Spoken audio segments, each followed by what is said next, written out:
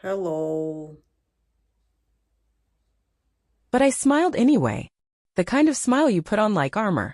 The kind you smooth into place before war. I arrived 15 minutes late to my father's annual winter banquet, not late enough to be rude, but just enough to ensure all eyes would be on me when I entered. The maitre d', stiff and polished in his tailored black suit, gave a slight bow as he took my coat. His eyes flickered toward the box in my hands, wrapped in velvet the color of dried blood. Simple, deliberate. No ribbon. No card. Just weight, literal and otherwise.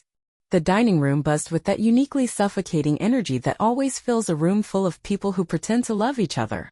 There were crystal wine glasses half full, polished silverware set with military precision, and conversations that sounded like chess moves dressed up in compliments. 12 of them sat around that long, lacquered table like a polished portrait, father at the head in his navy suit and tighter than usual smile, my mother 2 seats down, rearranging her pearls every time she laughed. A laugh that never quite reached her eyes. My cousin Mira, halfway through another glass of Chardonnay, sat closest to the door. She was the first to notice me. Well, she drawled, tapping her glass with her pinky. The prodigal daughter arrives.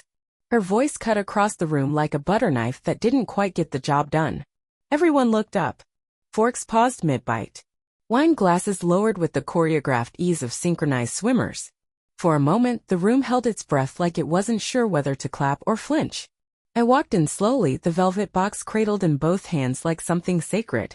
Sorry to interrupt, I said with a smile so rehearsed it could have taken a bow. Got caught in traffic. I kissed my mother's cheek, cool and powdered, and slid into the empty seat across from my father. He didn't lean forward. He didn't smile. He didn't even say hello. Instead, he gestured lazily toward the box like it was a fly he didn't feel like swatting. "What's this?" he asked, voice flat, bored already.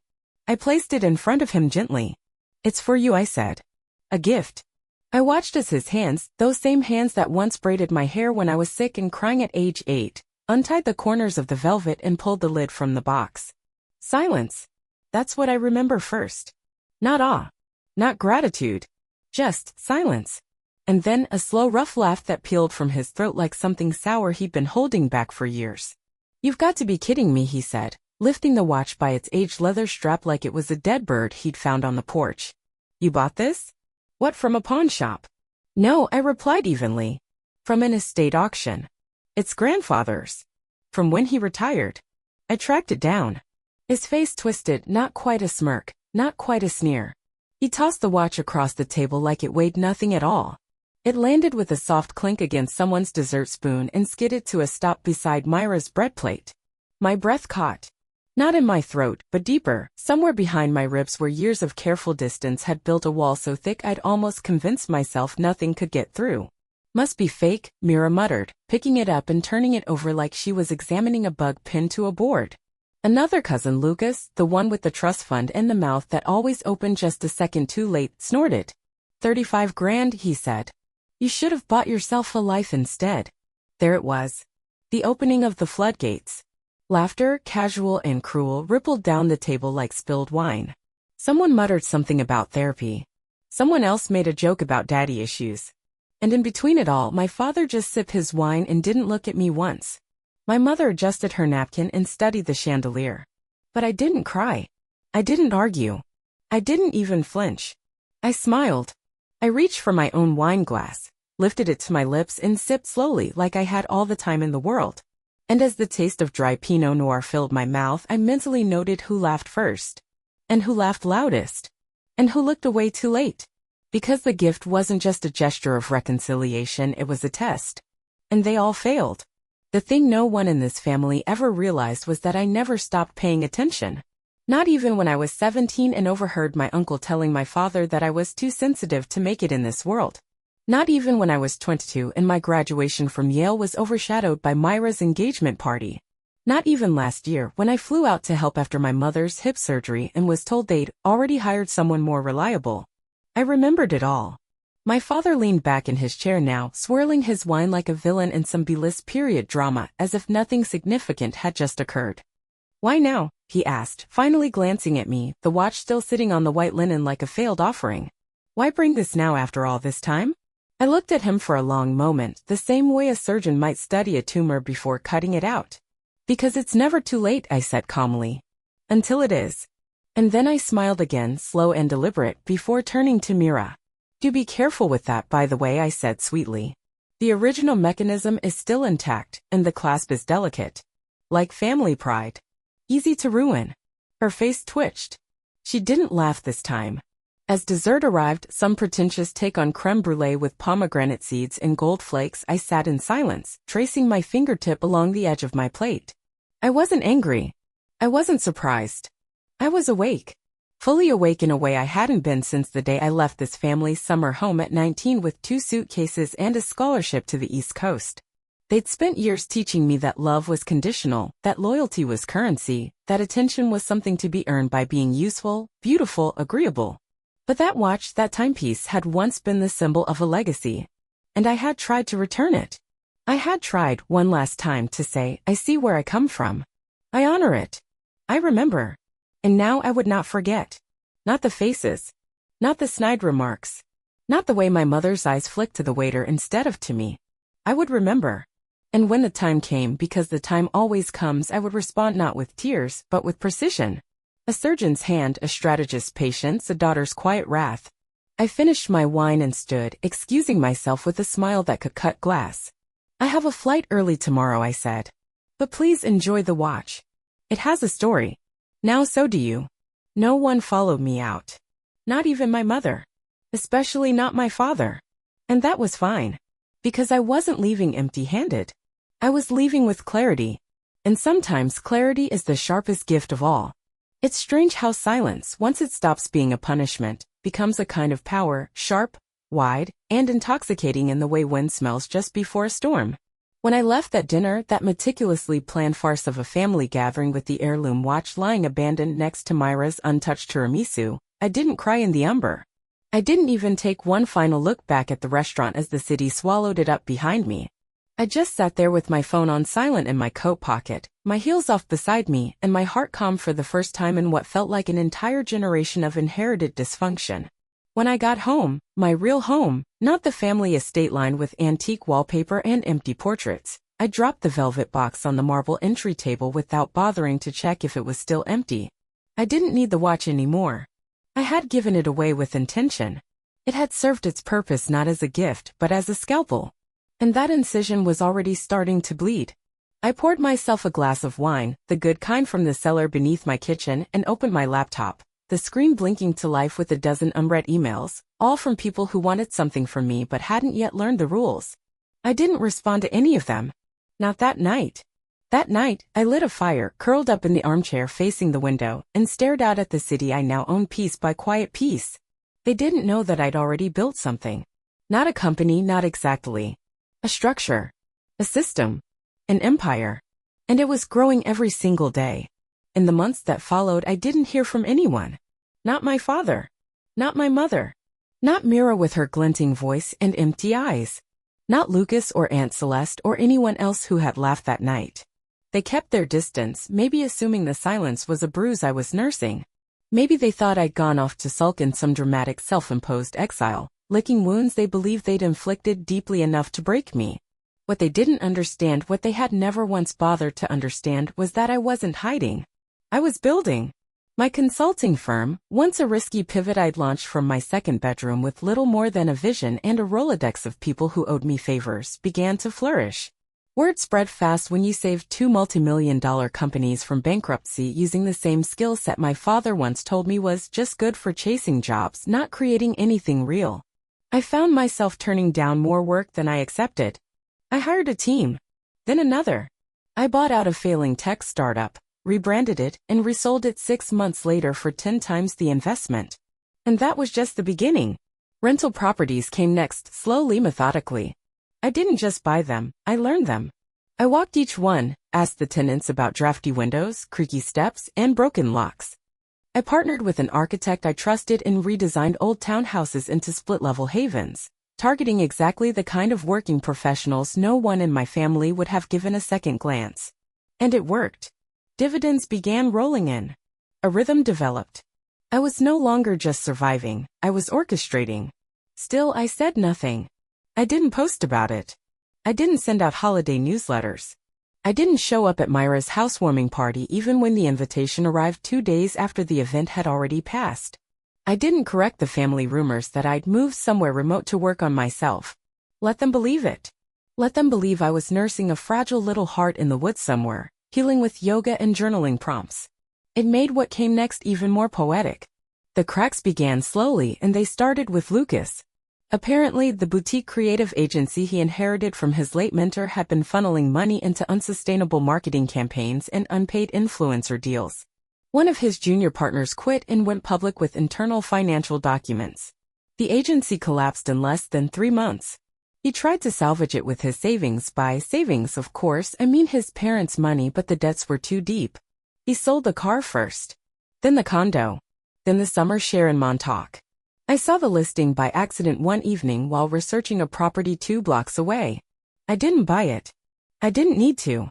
Next was Aunt Celeste, whose perfectly curated life had always been one long Pinterest board of brand name beige.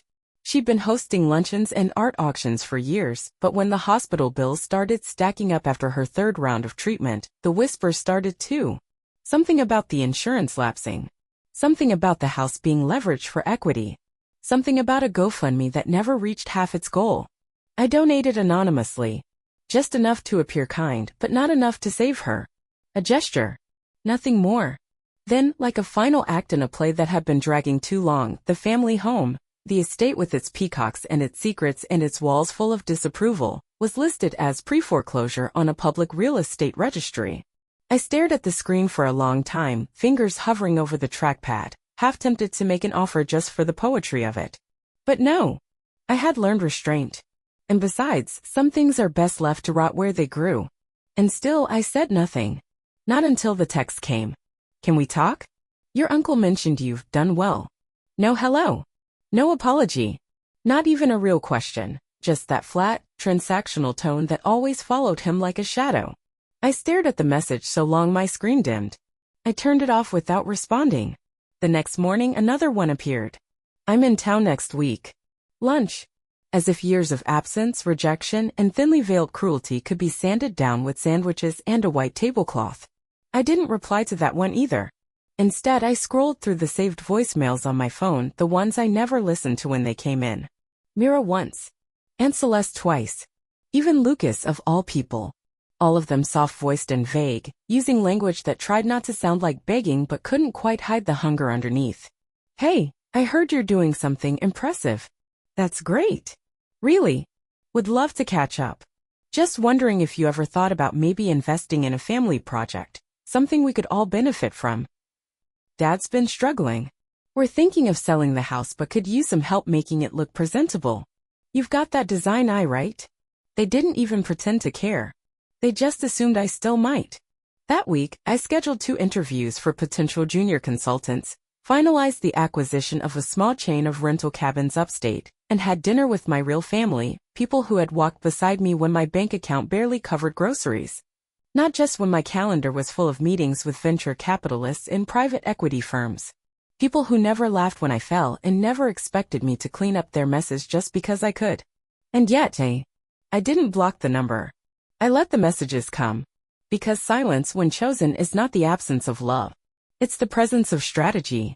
I began to think about what I would say if I did meet him. What would I wear? What would I allow him to know? I wouldn't tell him about the Swiss account. I wouldn't tell him about the property I bought 2 streets down from Myra's new, heavily mortgaged home. I wouldn't mention the nonprofit I quietly funded in my grandfather's name, the one that helped young women leave controlling families and start their own businesses. I wouldn't mention that the board of one of the largest consulting firms on the East Coast had offered me a senior chair and I had turned it down, not because I didn't want it, but because I didn't need it. I'd built something bigger. And I'd done it all while they forgot my name at the table. No, I wouldn't say any of that.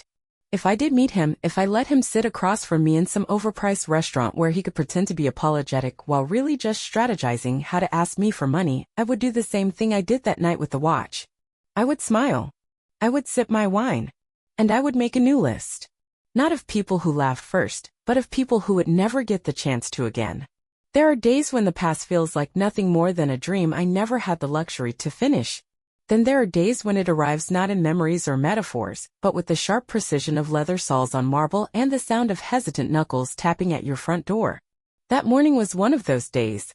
The city outside was quiet, filtered through mist and the early tremble of spring. I had just finished a long call with a developer from the Pacific Northwest, finalizing blueprints for a second phase of vacation properties that were already booked 6 months out. My coffee was still hot. The silence in my penthouse was the kind I had learned to love, intentional, clean, not born of loneliness but of power. And then came the knock. Not urgent. Not desperate. Just deliberate enough to raise suspicion. I remember glancing at the security screen first, more out of habit than alarm. I had grown used to unexpected visits from investment scouts and freelance journalists trying to get a quote for one of their half-baked articles about emerging female empires. But this wasn't that. On the monitor I saw them, clustered like some awkward tableau from a family portrait session that had run too long under 2 hot lights. My father stood slightly in front, the way he always did, as though he were both the ambassador and the gatekeeper. My mother beside him, still clutching the same handbag she'd once told me was too loud when I bought her a similar one years ago. Behind them, Uncle Gerald with his hand resting awkwardly on Uncle Tom's shoulder, both pretending not to be uncomfortable in suits that no longer fit them the way money used to. And there, just off to the left, was Mira. My cousin. My accidental villain. Wearing sunglasses indoors, chewing at her lip and already glaring at the door like she could intimidate it into opening. I didn't answer right away. Instead, I finished my coffee. I let the silence stretch, let them shift their weight and glance at each other like poorly rehearsed actors who had all forgotten their lines. Then slowly I walked to the door and opened it, not fully, just wide enough to let the scent of their desperation seep through. My father straightened when he saw me, trying to flash the old smile, the one that used to mean authority but now just looked like something borrowed from a better man. "We're in a tight spot," he said, voice low and uneven, like someone who hadn't had to ask for anything in years and was choking on the humility. "We need to talk." He paused as if waiting for me to step aside, to smile and nod and tell him of course, come in, your family. I said nothing. Instead, I widened the door, turned, and walked back into the living room, leaving it open behind me like a test I had no intention of grading on a curve. They entered slowly, as if unsure whether they were welcome or just tolerated, eyes moving over the space like scavengers scanning for signs of wealth they could label as luck. My home was not ostentatious, but it was deliberate. Every piece of furniture had a purpose. Every color was chosen, not inherited. The coffee machine Myra's eyes latched onto like it had insulted her personally cost more than the couch in her starter apartment, and she knew it. My father tried to compliment the space, but his words came out flat. "You've done well," he said, fingers trailing along the edge of a side table that had been imported from a Parisian estate sale. "Very well, actually. This is impressive." "It's home," I replied simply, pouring coffee into porcelain mugs I rarely used unless I wanted to make a point. Each one was bone white with hand-painted edges and cost more per cup than I'd once made in a week. I placed them carefully on the table, one in front of each of them, not out of politeness but out of performance. They sat stiffly, trying to pretend it was normal. That they had been invited. That this was not a meeting of convenience but of reconnection. Then the silence came. I didn't fill it. I let them squirm beneath it. Finally, Uncle Gerald cleared his throat, looking like he'd rehearsed this part all morning. We've had some difficulties lately. The house is being reassessed. Some property issues. In Celeste's condition, it's more expensive than we thought. And the agency, Mira added, her voice low and defensive, was mismanaged. Not by me, obviously. I came in too late to fix anything. My father looked at me again, this time without the veil. "Your uncle mentioned you've done well. We were wondering if you might be willing to help. We're not asking for much. Just some support to get through this." There it was. The ask. No apology. No real context. Just need.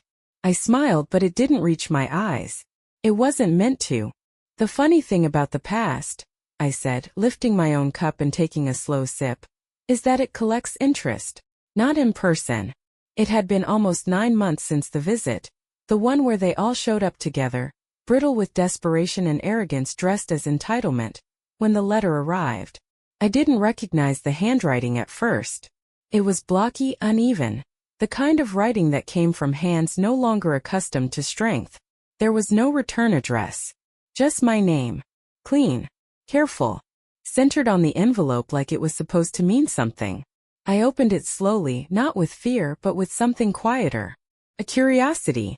Inside there was no formal note, no drawn-out explanations, and no desperate attempt to rewrite the past.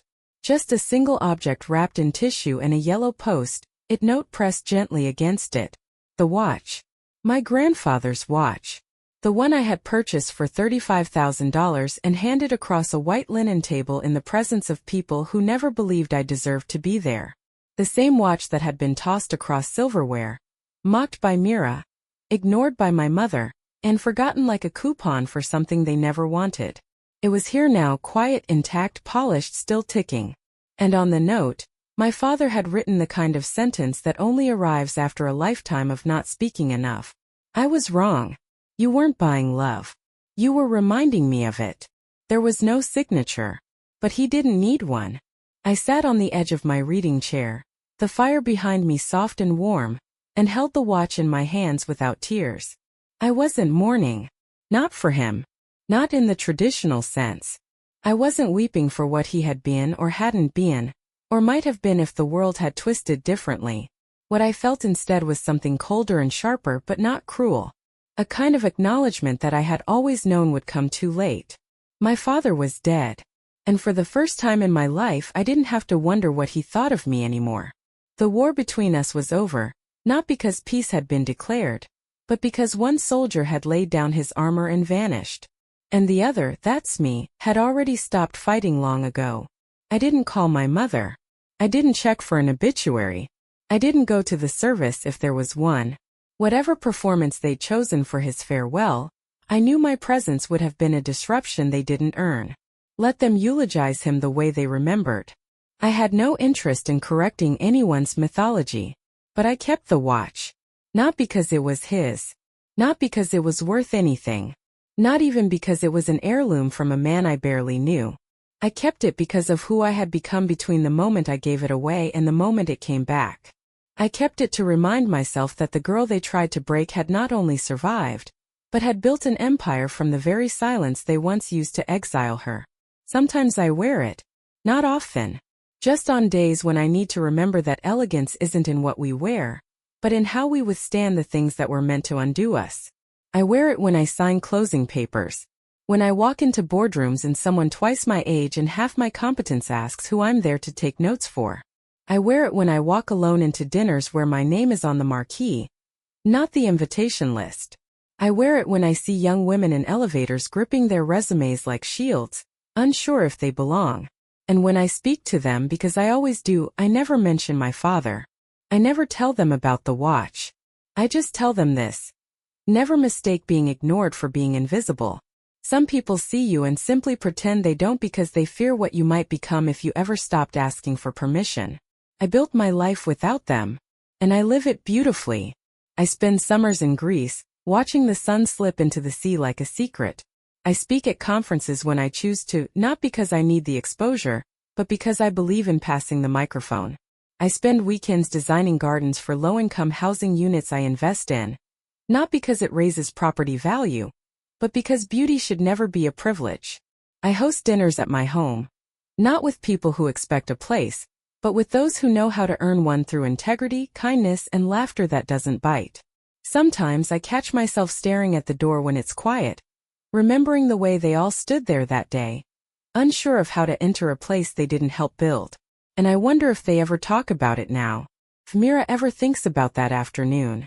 If my mother still tries to reconcile the daughter she raised with the woman she never understood. But those thoughts pass. Because peace, once you've lived inside it long enough, becomes louder than any apology. I didn't get revenge. I didn't send the watch back in a box marked "too late."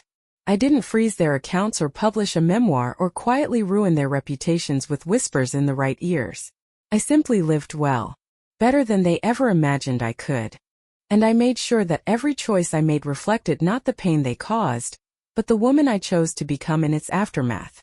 There's a kind of power in refusing to hand your life over to the people who tried to reduce it. It's quieter than vengeance but far more permanent. So yes, they laughed. That night. That room. That moment. They mocked the gift. They mocked the giver. They mocked the idea that something precious could come from someone they had decided didn't belong. And I let them. Because I knew. They thought they broke me with laughter. But silence builds palaces they'll never enter. Bye bye.